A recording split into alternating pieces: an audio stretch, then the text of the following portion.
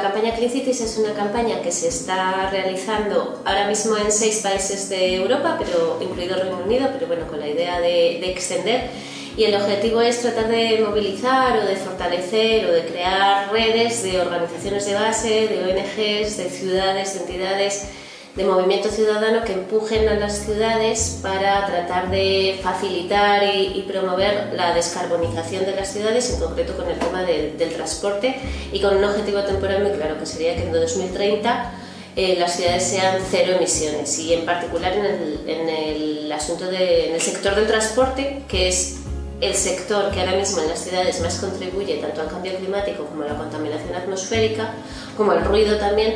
y es uno de los más difíciles de descarbonizar. Entonces, bueno, lo que estamos haciendo desde la campaña, hay una coordinación europea, una vez al mes tenemos reunión general con todas las entidades que quieren formar parte. Ahora mismo hay unas 60 entidades de toda Europa, en España son unas 12 organizaciones diversas, desde el Consejo de la Juventud de España, Ecologistas en Acción, ECODES, que es una fundación que realiza investigación e incidencia política, también está con Bici, la plataforma de organizaciones ciclistas. Tenemos bastante relación con la plataforma de infancia, que es una plataforma que agrupa unas 70 organizaciones de infancia, pues Scouts, Cruz Roja Juventud, Save the Children. Está también participando en Clean Cities en España la Confederación Estatal de Asociaciones de Madres y Padres de Estudiantes, porque la manera de aterrizar Clean Cities en España es que tenemos dos retos fundamentales, uno a cortísimo plazo. Uno es la puesta en marcha de las zonas de bajas emisiones, que todas las ciudades españolas de más de 50.000 habitantes las tienen que poner en marcha en este año 2022, antes de 2023. Y por otra parte, otra línea de acción, que es todo el tema de los centros escolares, que estamos trabajando mucho con el tema de salud infantil, contaminación, ruido en los centros escolares, y demandando que alrededor de los colegios e institutos no haya circulación de coches, como ya se está consiguiendo en París, en Londres, en Barcelona también tiene un compromiso bastante claro. Entonces, en concreto, ¿cómo lo aterrizamos en Valladolid? Pues en Valladolid estamos igualmente también desde Ecologistas en Acción trabajando tanto con la Federación de Asociaciones Vecinales como con la Federación, con FAPAVA, la Federación de AMPAs, también con colegios y con institutos. Hemos desarrollado durante este curso pasado una campaña de medición de calidad del aire y del ruido en centros escolares y una serie de talleres divulgativos, y queremos seguir trabajando con esto para demandar al ayuntamiento que vaya más rápido, sea más ambicioso en las restricciones al tráfico para mejorar la calidad de vida.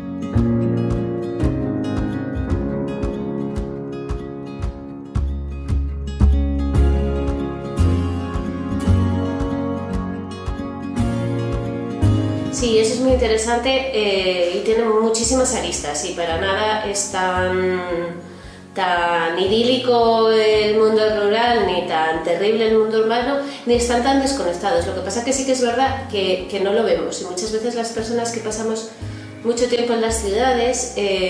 no nos damos cuenta de lo íntimamente relacionado que está todo el territorio. Una ciudad no puede sobrevivir sin todo su entorno alrededor, que le proporciona alimentos, que le proporciona pues cambios también en el aire, que nos permite gestionar el agua que consumimos. O sea, todo esto los vertidos que genera la ciudad y la contaminación, todo esto se necesita un territorio alrededor que lo gestione de alguna manera. Entonces está íntimamente relacionado, pero es verdad que muchas veces en las ciudades parece que las cosas llegan solas de alguna parte, aparecen en el supermercado y la basura desaparece de alguna manera, que ni nos planteamos, y el agua sale del grifo y se va por la cisterna y no preguntamos qué está pasando. Y esto tiene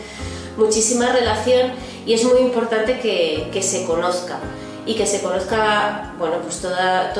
el metabolismo de nuestras sociedades, y de dónde vienen las cosas y a dónde van los residuos, y todo eso cómo se gestiona. Por ejemplo, en cuanto al aire, hay una cuestión muy curiosa, como digo, tiene muchísimas aristas, pero efectivamente yo creo que está claro que uno de los principales focos de contaminación atmosférica son el tráfico de los coches, y muchas veces en entornos urbanos. Pero, por ejemplo, ahora que estamos sufriendo una ola de calor y previsiblemente haya algún episodio grave de ozono, que es un contaminante atmosférico muy grave para la salud y a corto plazo, La dinámica del ozono es bastante compleja, pero como tiene que ver con la descomposición de los óxidos de nitrógeno a altas temperaturas, esto y el aire se mueve,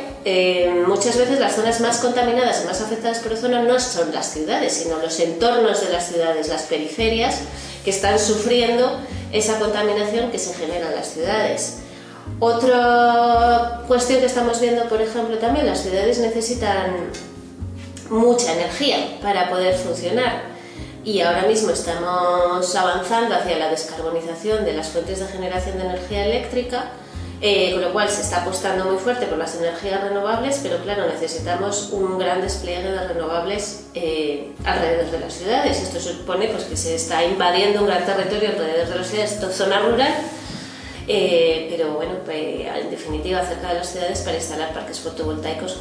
con el impacto que eso tiene en el paisaje y bueno, el cambio en la vida de las personas que viven en el mundo rural. Entonces yo creo que sí que sería súper necesario hacer, bueno, conocer más y visitar más y bueno, conocer un poco más de dónde vienen lo que consumimos y dónde van nuestros residuos.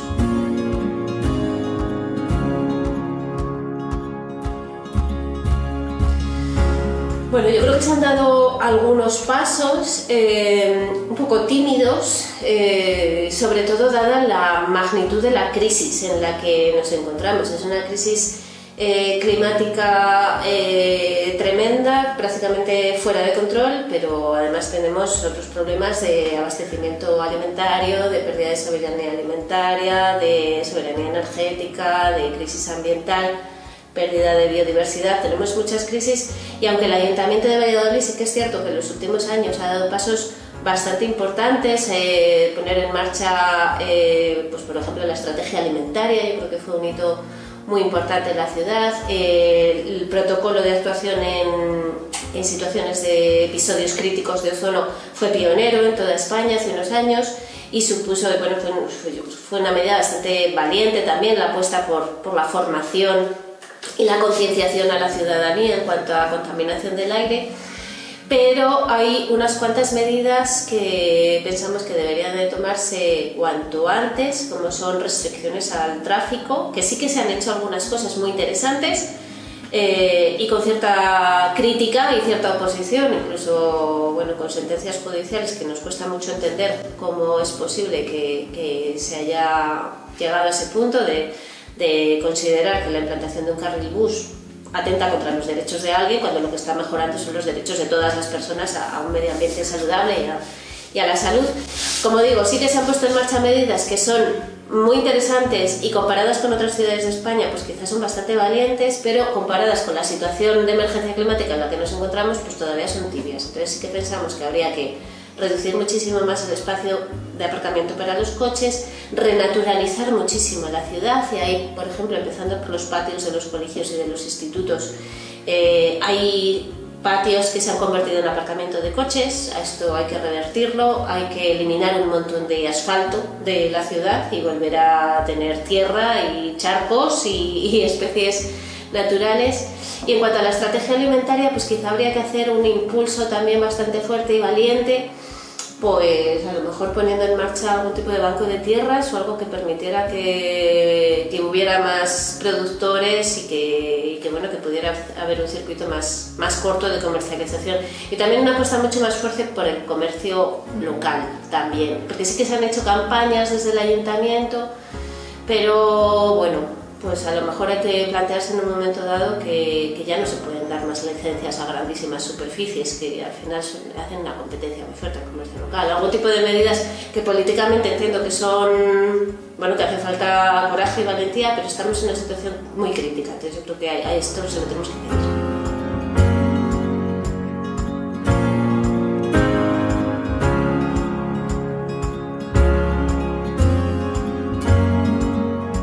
Inicialmente el ayuntamiento había propuesto que la zona de bajas emisiones fuera solamente la almendra central y planteamos en una fase previa que debería ampliarse y esto parece ser que sí, que en la propuesta, en el documento de ordenanza que ha salido de información pública ya se contempla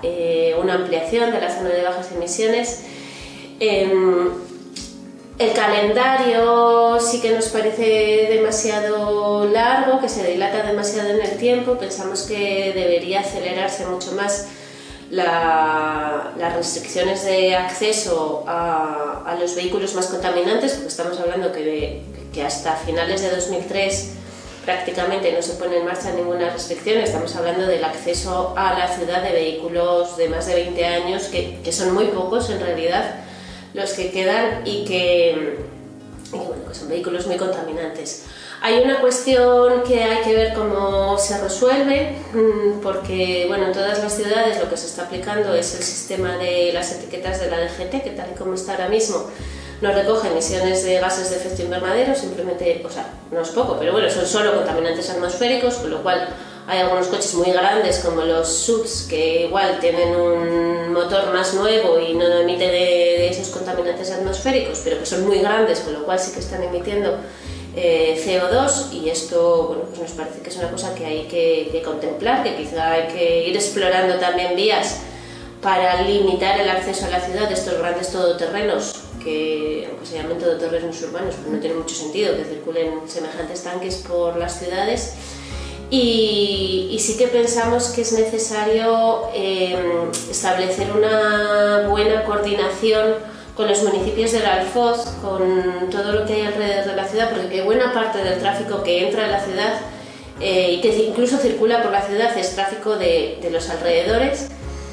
porque tampoco hay un buen sistema de transporte público ni unas buenas conexiones ciclistas. Hay núcleos urbanos como Santovenia, que está cerquísima y no tiene un carril bici que permita a la gente poder moverse en bicicleta o en patinete con seguridad, y tampoco tiene un sistema, unos autobuses, un transporte público con la frecuencia que se necesitaría. Entonces sí que pensamos que esto tiene que ser de manera coordinada, y es una demanda que hay que hacer también a la Junta de Castilla y León, que es la responsable en este tipo de conexiones, pero el ayuntamiento tendría que ser más beligerante en esta pelea, porque al final buena parte de la ocupación del espacio público, del ruido y de la contaminación es de este tráfico que viene de fuera y que no tiene una alternativa. Entonces sí que, aparte de establecer la zona de bajas emisiones, tiene que ir acompañada de otro montón de medidas para que sean efectivas y para que las personas también puedan moverse a donde necesitan.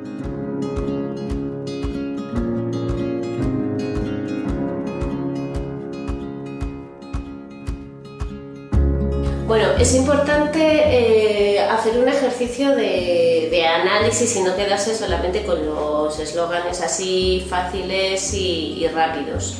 Pero sí, evidentemente se puede hacer ese análisis, ese estudio. Por ejemplo, el acceso a los datos de calidad del aire es es en tiempo real, y el ayuntamiento sí que dispone de una serie de visores que nos permiten ver cómo está la calidad del aire. En estos momentos sí que se suele cumplir las recomendaciones legales, pero está 4 veces por encima de lo que recomienda la Organización Mundial de la Salud. Pero claro, es necesario hacer esta formación o este proceso de investigación particular para darse cuenta. Lo que vamos a notar seguramente, y lo que estamos notando ya, aparte de los cambios en el clima, en la temperatura, que el verano cada vez llega antes, que las olas de calor cada vez son más extremas, lamentablemente seguramente empecemos a notar ya episodios de sequía. Ya hace no mucho tiempo hubo que dejar de regar los parques, incluso el Campo Grande estuvo en un riesgo crítico, porque estábamos en una época de una sequía muy grave, y la Confederación Hidrográfica del Duero, como marca la ley, priorizó el abastecimiento doméstico, el abastecimiento para beber antes que el riego. Entonces eso ya lo empezamos a ver, y esto lo vamos a ver en breve. Vamos a ver en breve, y ya lo estamos viendo, cómo está subiendo el precio de los combustibles, que se ha vinculado mucho a la guerra en Ucrania, pero tiene bastante más que ver con el agotamiento de los recursos fósiles y con el agotamiento de los recursos energéticos. Esto va a derivar en una subida de los precios de todos los alimentos, y al final una subida de los precios de todo. Y yo creo que es importante que las organizaciones, tanto ecologistas como vecinales como sociales, hagamos mucho esfuerzo, incluso los medios de comunicación, por explicar que hasta ahora no estábamos pagando lo que costaban las cosas y esto, por ejemplo, está vinculado, bueno, con un apoyo a la producción agroecológica cercana,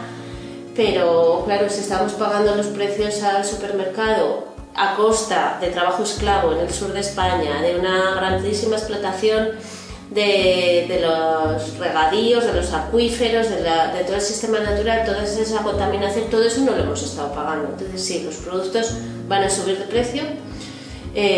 nos vamos a enfrentar a una situación pues bastante crítica y es importante, yo creo, que se planifique también medidas de apoyo a familias bueno, pues con más riesgos y con más vulnerabilidad, porque vamos a empezar a verlo, lo estamos viendo ya en nuestras carnes.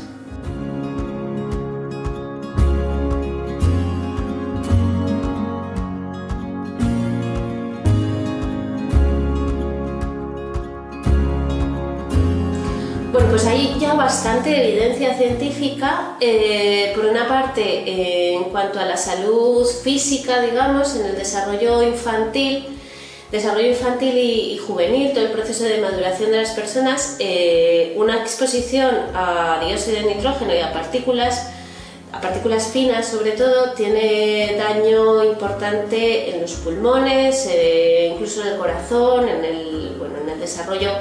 de asma infantil, de muchísimas alergias. Ahora mismo, bueno, yo creo que se puede preguntar a cualquier abuela o abuelo si en su época, o incluso padres y madres, había tantas alergias infantiles como las hay ahora, y tiene muchísimo que ver, y esto ya está demostrado, con la exposición a este tipo de contaminantes, todo ese desarrollo de alergias que luego derivan en otro tipo de enfermedades. Pero se está demostrando, ya empieza a haber también publicaciones que relacionan una mayor exposición a la contaminación con un menor desarrollo cognitivo, con dificultades de aprendizajes, porque claro, también afecta al cerebro. Y otra cuestión me parece fundamental y que en España yo creo que culturalmente nos va a costar un poco y nos está costando entenderlo, pero es la alta exposición a altos niveles de ruido. El ruido también es un contaminante, deberíamos considerarlo así. En los últimos 2 años, niños y niñas y jóvenes han estado, y en la universidad también, han estado expuestos a unos niveles todavía mayores, porque han tenido que tener las ventanas abiertas para mejorar la ventilación y evitar el COVID, y han estado sometidos a unos niveles de ruido altísimos, que tiene consecuencias, tanto en la concentración, por supuesto, esto es evidente, pero también parece ser que está bastante relacionado con la salud mental. Hay algunos estudios que demuestran la correlación entre un incremento de ingresos hospitalarios por ansiedad con una exposición a altos niveles de ruido. Esto, bueno, pues sí que pensamos que es algo importante, que además, bueno, el tema de salud mental, con los años que llevamos también de COVID, de pandemia, de crisis, de coansiedad, de cambio climático, la situación de la infancia y de la adolescencia, pues está ahora mismo sometida a una serie de impactos que sí que nos parece fundamental actuar ante ellos.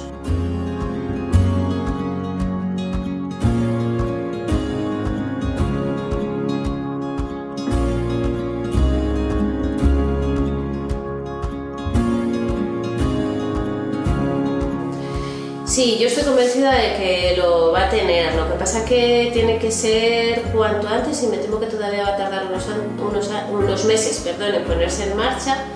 Pero el servicio de bicicletas, lamentablemente, ha estado muy deteriorado. Sí que tuvo un impacto hace 9 años, cuando empezó, en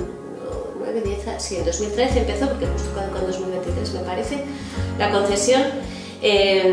Se vieron muchísimas bicicletas en ese momento y sí que hubo un boom de la bicicleta en la ciudad, pero lleva ya varios años que el mantenimiento de las bicicletas es lamentable y pues, se ha dejado de utilizar, se han perdido muchísimos usuarios, porque no te puedes arriesgar a ir a coger una bicicleta que no haya ninguna en la base, ninguna aprovechable. Entonces confiamos en que se ponga en marcha cuanto antes, y yo creo que sí que va a ser un cambio muy notable, porque una de las cuestiones en una ciudad como Valladolid, que es tan compacta y que tiene, bueno, pues edificios también pequeños y sin trastero, es que muchas personas no pueden tener directamente una bicicleta en su casa, o hay mucha gente que, bueno, pues que igual la tiene pero para el fin de semana, pero bajarla y subirla todos los días pues es una cosa bastante complicada. Entonces disponer de un buen servicio con la misma tarjeta que el autobús, que verdaderamente funcione, es muy efectivo. En las ciudades, bueno, igual Londres es una cosa desmesurada a comparar, pero es verdad que hay un servicio de bicicleta público que funciona muy bien, que hay muchísimas bases y hay muchísimas bicicletas porque se nota. Tiene que ir acompañado de una reducción de la velocidad de los coches, de un control de la velocidad de los coches y de una reducción del espacio de los coches, porque si no, pues nos podemos encontrar con bicicletas por las aceras y esto no es lo deseable, pero sí que hay que, sobre todo, controlar la velocidad de los coches y que no se circule a más de la velocidad que debería.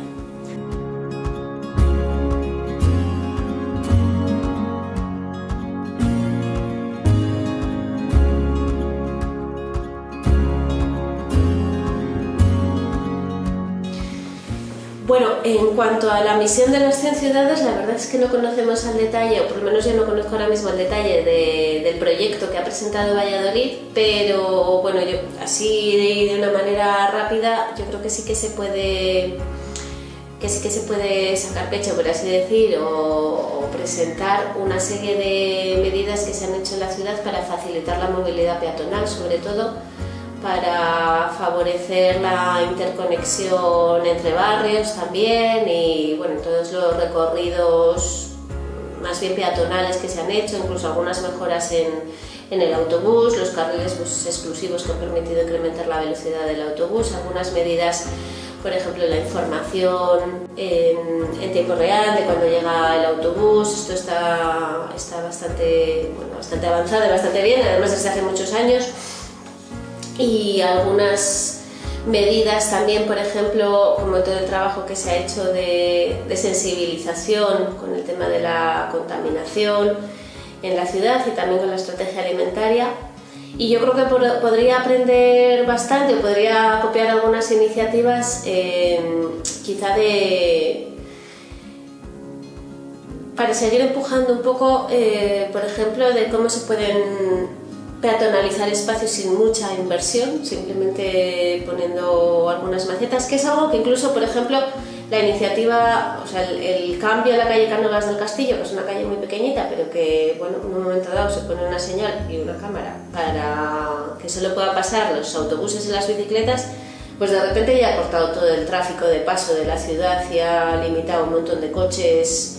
que atravesábamos la ciudad de este a oeste porque lo hacíamos en 8 minutos y así ya pues bueno, damos un poco más de vuelta, pero evitamos todo ese tráfico. Entonces, esa es una pequeña actuación que ha hecho Valladolid, pero hay otras ciudades que están haciendo muchas en ese sentido,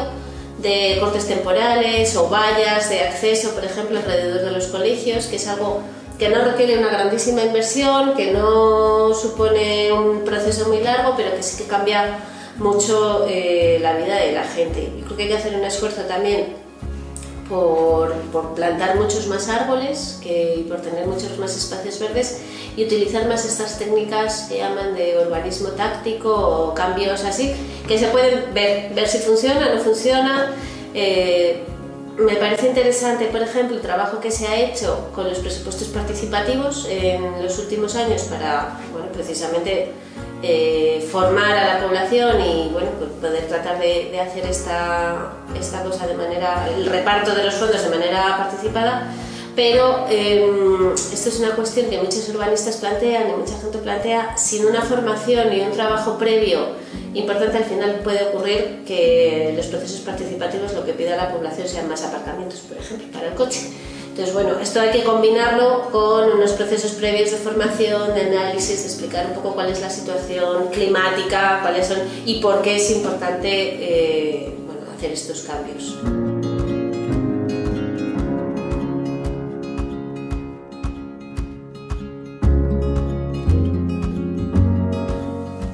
Es importante actuar ya porque vamos tarde. La verdad es que es una cuestión bastante complicada y sí que estamos viendo que, bueno, que incluso hay quien lo está utilizando de alguna manera para conseguir más votos o conseguir más atención o conseguir un foco. Es un poco como ir contra la evidencia científica o contra el sistema, una manera de estar en la foto, de estar ahí en el candelero, y nos parece muy preocupante, aunque también entendemos que es comprensible y que va muy relacionada también con la ecoansiedad y con la manera de transmitir la información. Durante muchos años, también en Ecologistas en Acción nos lo hemos preguntado mucho porque hemos estado volcando muchos datos hacia la sociedad, y esto, si no va acompañado de yo qué puedo hacer, de pequeñas acciones, de algo que me dé un poquito de esperanza, de algo, pues es lógico que al final uno, entre la abrumadora evidencia de nos vamos al abismo, pues que uno no quiera verlo o mire por otro lado o diga, mira, pues ya está, pues si nos quedan 2 días, pues aquí me voy a coger todos los vuelos del mundo, no sé. Entonces, lo que estamos viendo es que es importante combinar la información clara y precisa de lo que hay, pero siempre acompañado de acciones que además sean divertidas, que sean constructivas, y que pongamos en valor esto que siempre planteamos como esas pequeñas cosas que no son tan pequeñas, porque son las cosas que nos hacen es sentirnos vivas y sentirnos, que además muchas veces son las cosas que han hecho las mujeres, que por eso son las pequeñas cosas que no son tan pequeñas. Pues juntarse a leer cuentos, ir a limpiar la orilla del río, hacer una excursión en bicicleta, juntarse una tarde a merendar de manera colectiva, celebrar un cumpleaños en el parque. Todo eso es luchar contra el cambio climático, porque al final estamos generando espacios de convivencia, espacios de relación en el que tratamos de reducir nuestro consumo de plástico, en el que compartimos, en el que, bueno, pues pasamos tiempo sin necesidad de estar enchufadas quizás a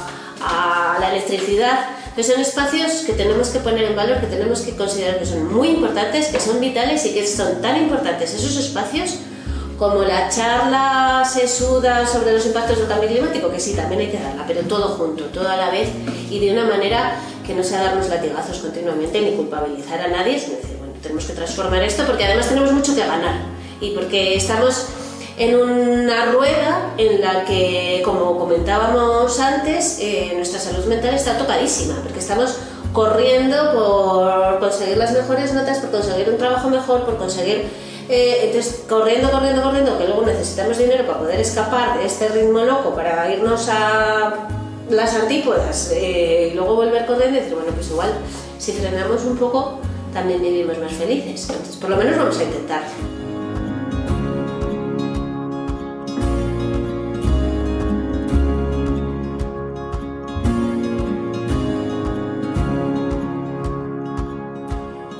Yo creo que esa es otra cosa que tenemos que insistir muchísimo, que todas las personas somos fundamentales y necesarias en este momento, todas las personas,